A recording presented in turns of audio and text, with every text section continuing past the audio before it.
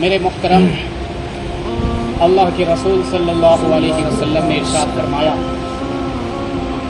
مجھے اس دین کے لیے جتنی تکلیفیں دی گئی ہیں،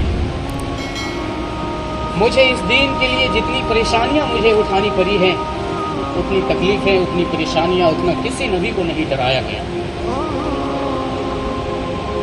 تمام انبیاء علیہ السلام کی تکلیفیں، تمام انبیاء علیہ السلام کی پریشانیاں، تمام انبیاء علیہ السلام کی قربانیاں ایک طرف اور ہمارے نبی پاک صلی اللہ علیہ وسلم کی قربانیاں ایک طرف۔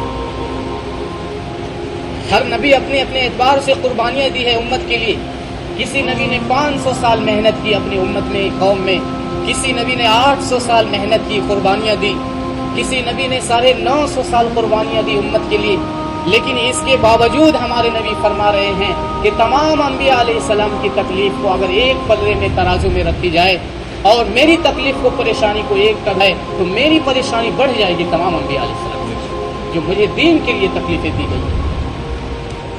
ہم آپ لوگوں کو جمع کرنے کا مقصد یہ ہے، ہم اس لیے آپ لوگوں کو آج جمع کیے ہیں کہ تاکہ ہمارے اندر وہ جذبہ، وہ غم اور وہ فکر اور وہ قرآن پیدا ہو جائے، جو غم اور جو فکر اور جو جذبہ ہمارے نبی پاک صلی اللہ علیہ وسلم لے کر اس دنیا میں تشریف لائے تھے۔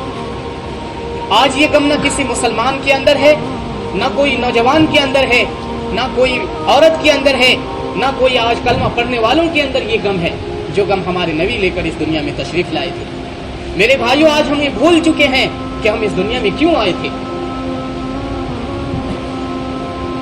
آج ہم بھول چکے ہیں کہ ہم اس دنیا میں کیوں تشریف لائے۔ ہمارے نبی نے اس امت کو کیا پیغام دیا تھا، ہمارے نبی نے اس امت کو کیا فکر دی تھی۔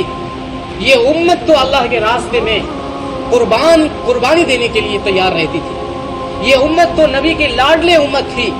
یہ امت تو ہمیشہ اپنے نبی کے درد اور غم کو لے کر دنیا میں چلا کرتی تھی۔ لیکن آج یہ فکر ہمارے اندر سے نکل گئی ہے۔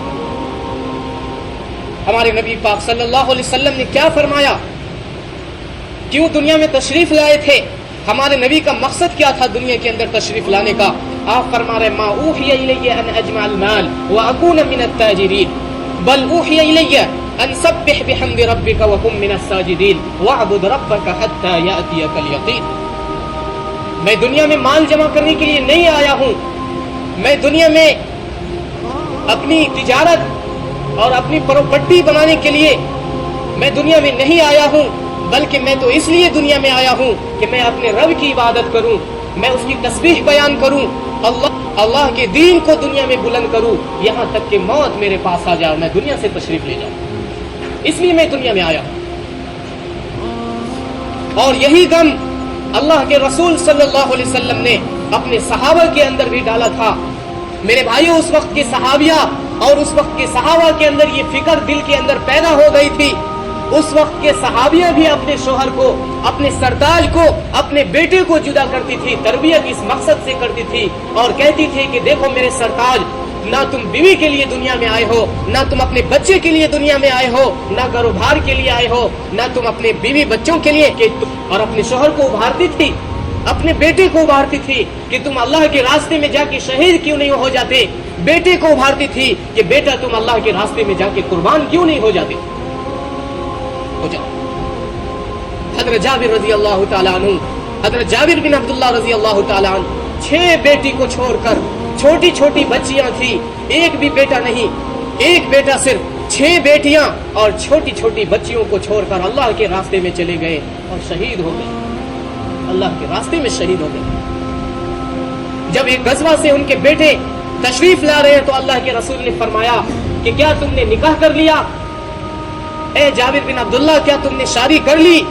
تو ان کے بیٹے نے کہا ہاں اللہ کے رسول، میں نے نکاح کر لیا ہے۔ تو کہا تم نے کماری لڑکی سے شادی کی ہے یا مطلقہ لڑکی سے؟